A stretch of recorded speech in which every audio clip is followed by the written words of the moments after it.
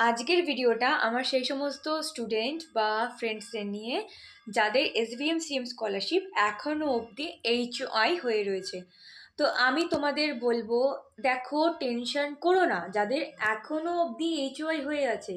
Recently বিকাশ ভবনে যারা গেছিল তাদের কাছ থেকে এইটাই খবর পাওয়া গেছে যে বিকাশ ভবনে এখন শুধুমাত্র যাদের ব্যাংক ভেরিফিকেশন ফেল, এই প্রবলেমটা বা ব্যাংকের সমস্যা বা নামের সমস্যা, যেটা তোমরা এখন জানো, যে প্রবলেমটা হচ্ছে এখন কারেন্টলি ওই প্রবলেমটাই ঠিক করা হচ্ছে। তো এই প্রবলেমটা সলভ হয়ে গেলে যাদের মানে ফরওয়ার্ডেড বাই এইচওআই করে দেওয়া হয়েছে তাদেরটা খুব শীঘ্রই ঠিক হয়ে যাবে। আর অনেকে আমাকে বলেছো যে হ্যাঁ তোমাদেরটা 8 9 10 মাস ধরে এইচওআই হয়ে আছে।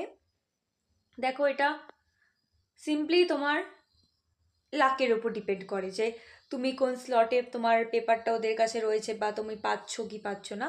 তো যাদের এইচওআই হয়ে রয়েছে তারা চিন্তা করো না, তোমাদের জিনিস ফরওয়ার্ড করে রাখা হয়েছে, ওরা অবশ্যই দেখবে। হয়তো তোমার টাকাটা পেতে একটু দেরি হবে, কিন্তু তোমরা টাকাটা পাবে। সুতরাং যাদের এইচওআই হয়ে রয়েছে তাদের কোনো চিন্তার কারণ নেই।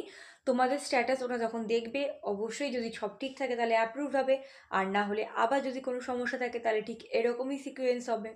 তো যাদের এইচওআই করে রয়েছে তারা আর কিছুদিন দেখো, কারণ হিসাব মতো অনেকে বলছে যে তাদের 8 9 মাস 10 মাস ধরে এইচওআই হয়ে রয়েছে। সেটা এখন তোমাদের যদি সমস্যা হয়ে থাকে, মনে থাকে যে কেন হচ্ছে না, তোমাদের কিন্তু এই ব্যাংক ভেরিফিকেশন ফেলে সমস্যাটা মিটে যাওয়ার পরই বিকাশ ভবনে এই সমস্যাটা নিয়ে যেতে হবে।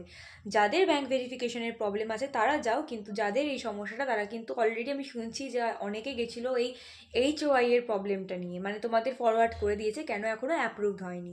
তো আমি বলবো, তোমাদের যখন এখন অবধি অ্যাপ্রুভড হয়নি আর যারা গেছিলো তারা জানিয়েছে যে